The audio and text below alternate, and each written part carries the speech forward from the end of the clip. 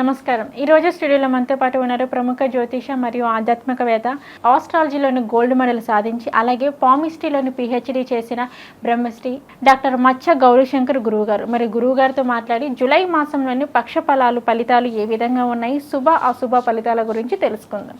నమస్కారం గురుగారు. ద్వాదశ రాశుల్లోని గోచారీత్య పక్ష ఫలాలు ఈ జూలై మాసంలోని ఏ విధంగా ఉన్నాయి అనే వాటి గురించి అయితే మాకు తెలియచేయండి. అలాగే వాటి యొక్క గ్రహ స్థితిగతులు కూడా ఏ విధంగా ఉన్నాయి అనే అంశం గురించి కూడా మాకు ఒక్కసారి తెలియజేయండి. ఓం శ్రీ గణేశాయ నమః, శ్రీ సరస్వతే నమః, శ్రీ పాదవల్లభ నృసింహ సరస్వతి, శ్రీ గురు దత్తాత్రేయాయ నమః. గురు బ్రహ్మ గురు విష్ణు గురుదేవో మహేశ్వరః, గురు సాక్షాత్ పరబ్రహ్మ తస్మై శ్రీ గురవే నమః.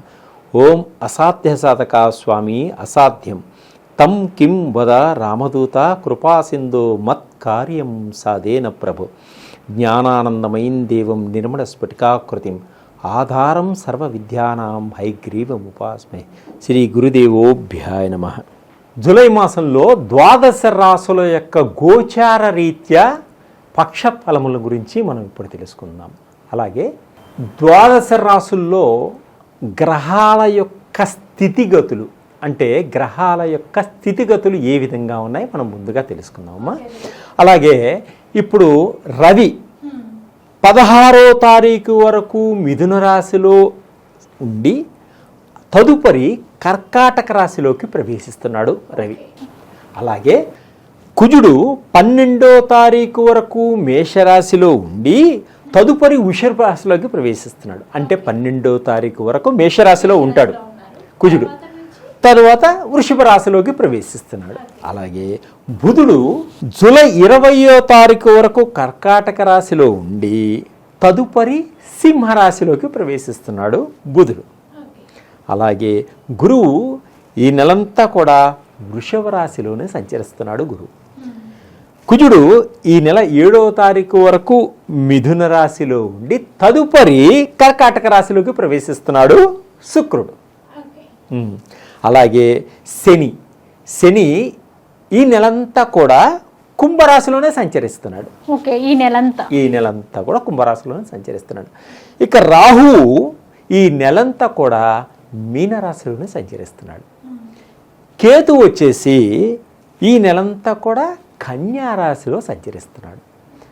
అంటే ద్వాదశ రాశుల యొక్క గోచార రీత్యా గ్రహాల యొక్క స్థితిగతులు ఏ విధంగా ఉన్నాయనేది ఫస్ట్ మనం తెలుసుకోవడం వల్ల ఈ 12 రాశులకి మనం ఏ విధంగా ఉన్నాయనేది మనం చెప్పచ్చు. గురువుగారు, వృషభ రాశి వారికి వచ్చేసి మరి వీరికి ఏ విధంగా ఉండబోతుంది అంటారు? ఆదాయం పరంగా కానీ, ఉద్యోగస్తులకు కానీ, అలాగే కొత్తగా వ్యాపారం స్టార్ట్ చేయాలి అని అనుకుంటారు కొంతమంది. అలాగే కొంతమంది ఏంటంటే వ్యాపారం చేస్తూ ఉంటారు, కానీ ఎంత వ్యాపారం చేస్తున్నా వారికి అదృష్టం అనేది కలిసి రాదు, నష్టాల్లోకి వెళ్ళిపోతుంటారు, లాభాల్లోకి రారు. సో మరి వీరందరికీ ఎలా ఉంది అంటారు ఈ 15వ తారీఖు నుంచి 31వ తారీఖు వరకు? ఇప్పుడు వృషభ రాశి వారికి ఇప్పుడు ఏ విధంగా ఉంటే ఆర్థిక పరంగా బాగుంటుందమ్మా. అంటే ఎప్పటి నుంచో అప్పులు చేసుకొని ఇబ్బంది పడుతూ బాధపడుతూ ఉన్న వారికి కొంత ఉపశమనం లభిస్తుంది. ఏ విధంగా అంటే అప్పులు తీర్చుకోగలుగుతారు, ఆర్థిక పరంగా కొంత కోలుకోగలుగుతారు. అలాగే నిరుద్యోగులు ఉన్నారు, వారు ఎప్పటి నుంచో ఉద్యోగం కోసం ప్రయత్నం చేస్తున్నారు. ఉద్యోగపరంగా వారికి ఎంత ప్రయత్నం చేసినా ఫలితం దక్కట్లేదు.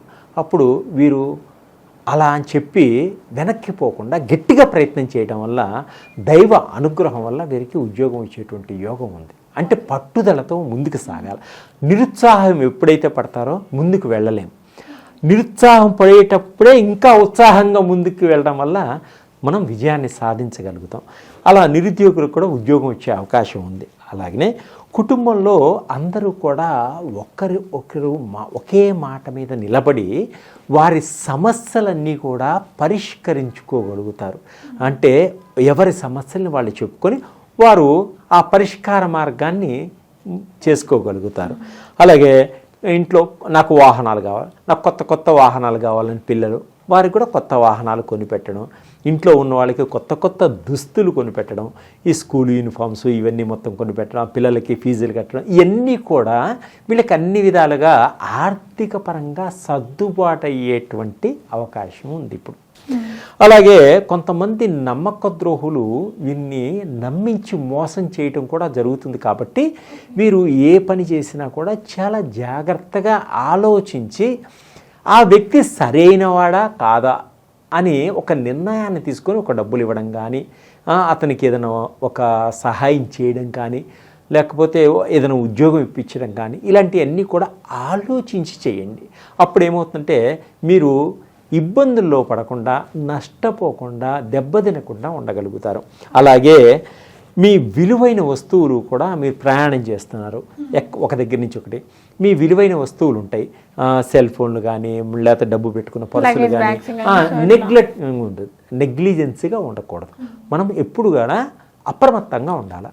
సెల్ ఫోన్ అక్కడ పెట్టేసి వెళ్ళిపోవడం, మళ్ళీ వచ్చేటప్పుడు కనపడకపోవడం, ఇలాంటివన్నీ ఏంటంటే విలువైన వస్తువులన్నీ కూడా చేజారిపోయేటువంటి సూచనలు ఉన్నాయి. కాబట్టి విలువైన వస్తువుల్ని చాలా జాగ్రత్తగా కాపాడుకోవాలి. అలాగే వ్యాపార వృద్ధి, వ్యాపారాన్ని ఏ విధంగా వృద్ధి చేసుకుంటే మనకి నష్టం కలగకుండా లాభాలు వస్తాయి అనేది భాగస్వాములతో కలిసి కూర్చొని మీరు ఒక నిర్ణయానికి వచ్చి ముందుకు సాగాలి. అప్పుడు లాభంగా ముందుకు వెళ్ళగలుగుతారు.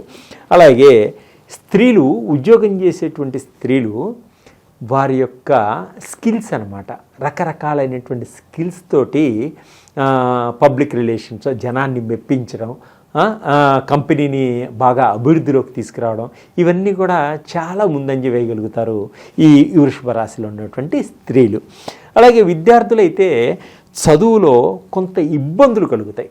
అంటే జ్ఞాపక శక్తి లేకపోవడం కానీ, కాన్సన్ట్రేషన్ చేయలేకపోవడం కానీ ఇప్పుడు జరుగుతుంది. కాబట్టి వాళ్ళు సరి అయిన సమయానికి, అంటే ఉదయాన్నే లేచి బాగా చదువుకోవడం వల్ల జ్ఞాపక శక్తి ఏర్పడుతుంది, అనుకున్న ర్యాంకులని సాధించడానికి ముందుకు వెళ్ళేటువంటి అవకాశం కలుగుతుంది ఈ విద్యార్థులకి.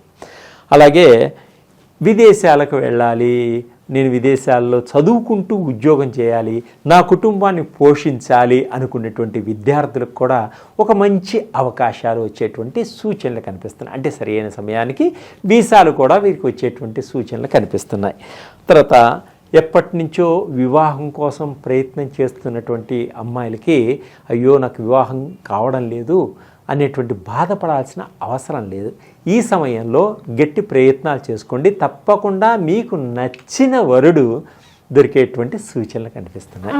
వివాహం కోసం బంగారు ఆభరణాలు కొనటం కానీ, పిల్లలకి ఏ విధంగా ఏం కావాలనేటువంటి కుటుంబ పరంగా అన్నీ ఏర్పాటు చేయడం అనేది కూడా ఈ జరుగుతూ ఉంటుంది ఈ మాసంలో. అలాగే రావలసిన డబ్బులు కూడా సరి అయిన సమయానికి అందుతాయి. అలాగే ఈ వృషభ రాశి వాళ్ళు శత్రువులపై విజయాన్ని సాధిస్తారు. శత్రువులు అనేవాళ్ళు వీళ్ళకి ఎప్పుడూ కూడా వెన్నంటూ ఉంటారు. కాబట్టి వీళ్ళు అప్రమత్తంగా ఉండటం వల్ల వాళ్ళు ఏం చేయలేకపోతారు. ఈ వృషభ రాశి వాళ్ళు ఓపిక సహనంతో ముందుకు సాగడం జరుగుతుంది ఈ వృషభ రాశి వారు. ఆ విధంగా ఉండడం వల్ల వీరి జీవితం సంతృప్తికరంగా ఉంటుంది. వీరి జీవితం కుటుంబం కోసం బాగా కష్టపడతారు. కుటుంబం కోసం ఏం చేయాలన్న జీవితాన్ని త్యాగం చేయడానికి కూడా సిద్ధపడతారు ఈ వృషభ రాశి వాళ్ళు.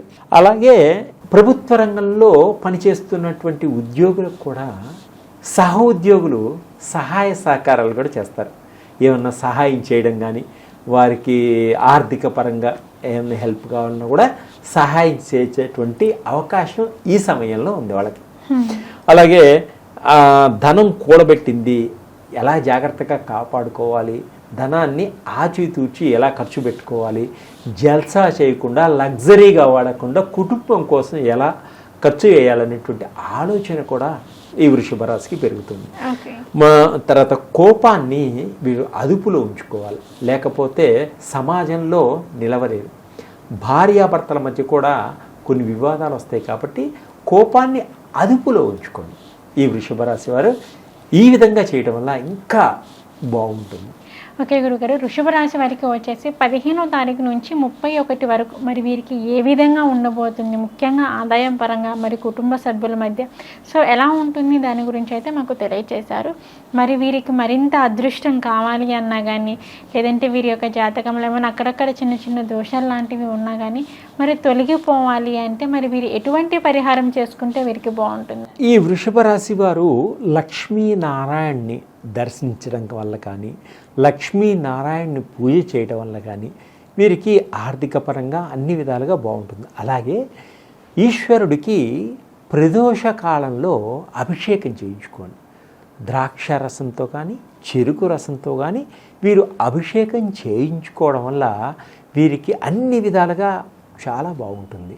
ఇంకా గణేశునికి ఉండ్రాళ్ళు నైవేద్యం పెట్టి, తీపి పదార్థాన్ని నైవేద్యంగా పెట్టి పిల్లలందరికీ పంచండి.